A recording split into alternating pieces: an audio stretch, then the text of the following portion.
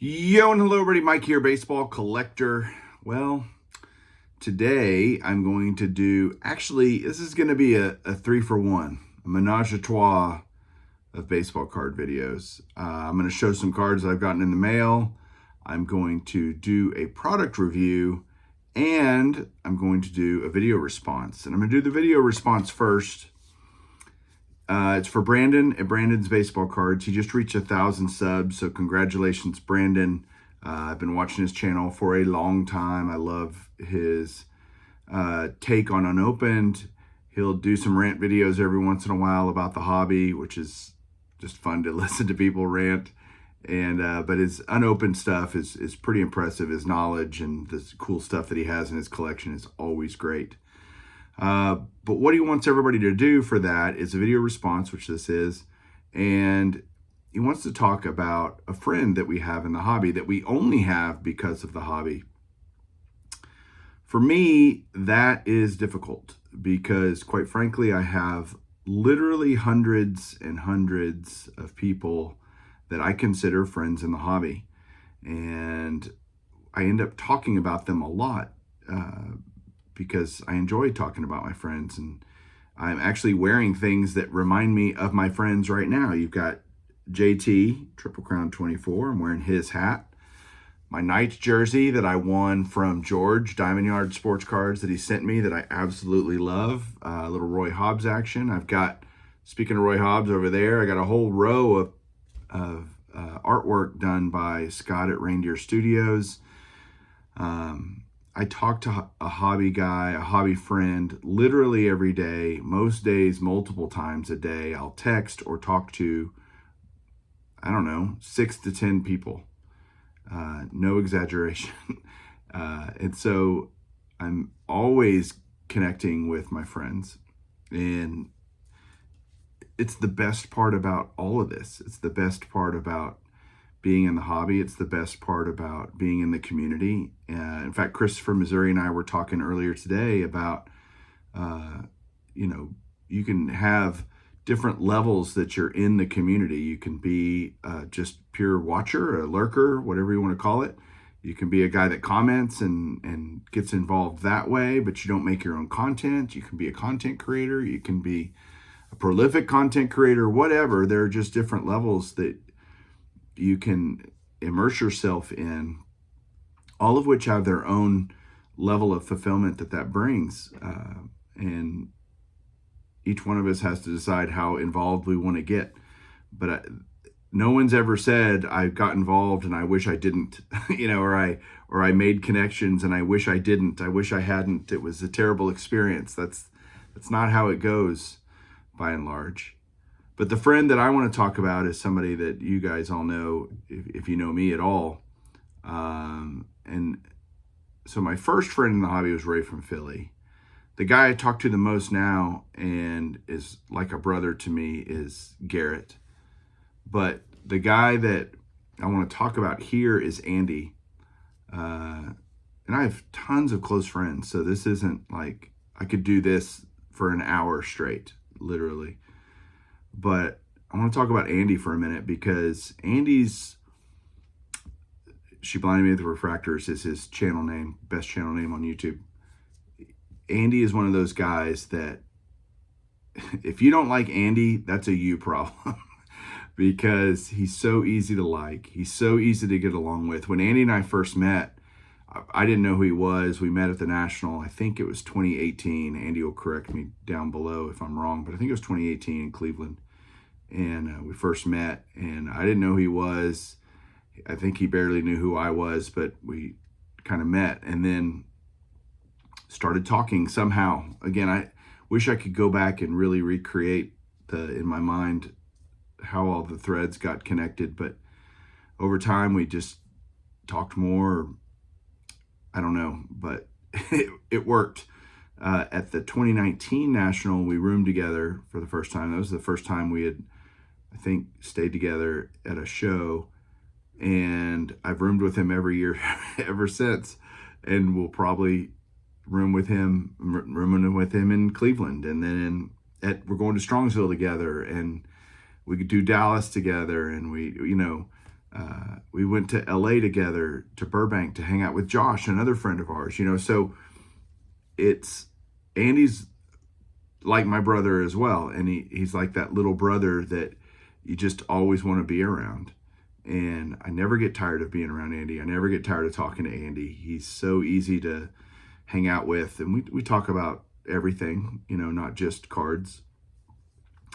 We have interesting conversations about cards too. And he loves stuff that I think is really cool. And he knows a ton. He's incredibly knowledgeable. And he's like, the reason I bring Andy into this is because Julie loves Andy. Like, my wife thinks Andy is the greatest.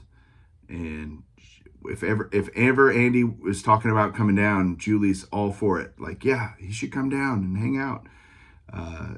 Because she just loves him being here. It's almost like he's part of our family.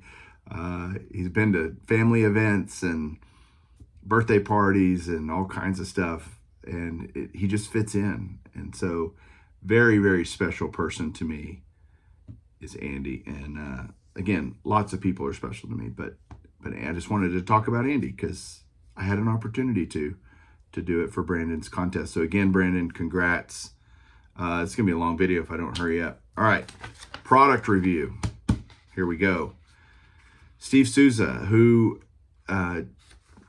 John did a video about this yesterday, Mangini, and he got the same thing. I actually talked to Steve on the phone because before I did it this way, I wanted to give him some feedback, just personal feedback, have a discussion with him. And a lot of these ideas, in fact, everything I tell you, I've already told him. So I'm a big believer that if you can't say it to somebody's face, you shouldn't say it. But he is the owner of 7 Collectibles. There's his information there. The website is 7collectibles.com. I'll put a link down below. And he has this display case. I call it a storage case, and I told him I think it's more of a storage case, and he agrees. But this is it. It is big and awesome. It's got some weight to it. You can tell it's incredibly well made. It's made out of clear acrylic. The top comes off. John was having a hard time doing this yesterday. It's because it's on there just good enough, but it comes right off. Has slots on it.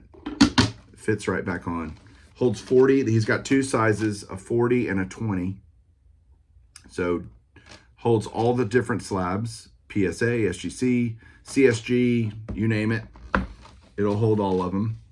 I put in here a bunch of Diamond Kings slabs are in here right now. And you can see 2 at the front. There's Johnny Bench and Barry Larkin. And that's how they look from the top. You can't quite read the names. There's not, I guess, like if you look straight down and all that. But when I was talking to Steve about this, I mean, it looks really nice. And so you have to think, I'm thinking, well, what kind of collector would want something like this? It's not necessarily a guy like me. I have the Beast, right? That's my storage case for life. But in terms of like having ancillary storage, a lot of people use the boxes, BCW or whoever, to store slabs. And that's fine for what it is. But if you wanted a nice way to put something like where this is going to go is up on that shelf up there on top of the comic cabinets. And so this is going to look great up there. And I can keep cards in there and pull this down real quick, open it up, show people what cards I have in there. So I would call it just for the person that wants their display to look nice. And what I love about it being clear acrylic, and I told Steve this, it's very neutral. So whether your theme in your card room or your card area or card closet, wherever you have your cards, is wood or metal or whatever, this will look nice with all of that. It dovetails nicely with those things. This will look great up there. And it's incredibly durable, 96% UV protection. It's museum acrylic. And so 96% UV protection, which is great. Incredibly thick, sturdy. Like what you guys can't do is hold this and feel how incredibly nice this is, right? And so is it for the guy that's storing all these slabs and hundreds of slabs? No, it's for the guy that wants one or two or three of these to really showcase some cards in their collection and have them where they can sit on a desk or sit on a shelf and be readily accessible. Some things that I told him that I think would be improvements to something like this is some type of customization where either he mentioned, etching in, if it's a player collection or something, you could etch in the name of the player, a player number, whatever. You could do that. You could, I told him, for me, it'd be more helpful to have something that's interchangeable, some type of labeling system in a way. You don't want to put a sticker on it or anything like that. It would look terrible and hard to change. So figuring out a way to create some type of labeling system so you could know what's all in here. Just because you have two cards on the front, that doesn't necessarily mean that's what's in the whole thing. And so to be able to, especially if you have multiples of these, you'd want to label them potentially. Also handles. This is a 40 carder. He's got a single row that holds 20 cards. This is 2-row, but it's got a base on it.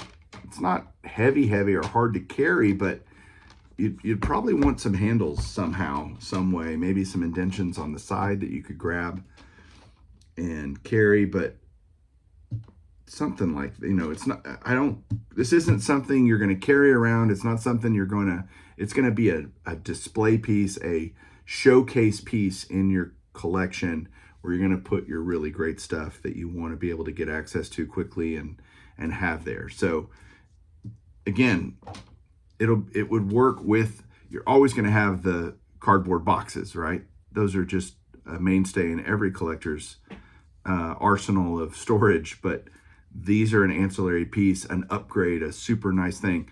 Another thing, if you have a safe, for example, that you're using to store cards, I think this would be really great to put your best cards in, and this could fit on the shelf of your safe. I think that would be super cool, super cool to have that hold all your cards. In fact, that's actually, I may need another one, Steve. I may do that with my really great cards that are in a safe.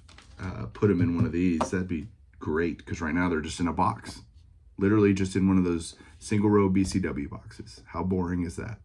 That would spice it up. But the prices are, for the 40 carder, $130. The 20 carder is $80, I believe. Yeah. So not cheap, right? And hobbyists want to stretch their dollars. I get it. But if you want something super high end and you don't need a lot of them, or you just want to have certain cards that are really stored / displayed nicely in your card room, card area, this is a good thing to do. It's really great. So yeah, check out 7collectibles.com. So that's my thoughts on that. Let me flip this around now. I will show you some cards that I got in the mail. There's just 3, so it won't take long, I promise. Hang on. Hey, so real quick, before I show you the cards, I wanted to tell you that down below, if you click on the link, you're actually on 7collectibles.com going to get a 25% discount on any purchase that you make. That's awesome. So cool of Steve to do that. And go check it out. All right, here's some cards.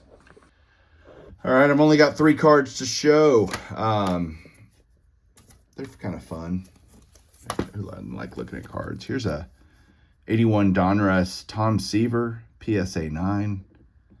I think Seaver was a great pitcher, and I bought this card because I realized I had some holes in these early 80s on some other players, so I can try to beat Chris someday again on Showcase Showdown. Chris is on a bit of a winning streak, and it's pissing me off. So got this for my Tom Seaver run. Next up is 4-decade set card, 1972 Topps Phil Niekro. This is a high number, PSA 4 on that one, but nice looking example of that. And this card, awesome, Richie Ashburn, 1951 Bowman. I love it when I get cards from different decades, and I feel like I'm just kind of whittling away, start to finish, kind of across the board. Not just new stuff, not just older stuff, whatever. 51 Bowman. Look at the centering on that. 4.5. Big half-grade fan. Love those. So there you go.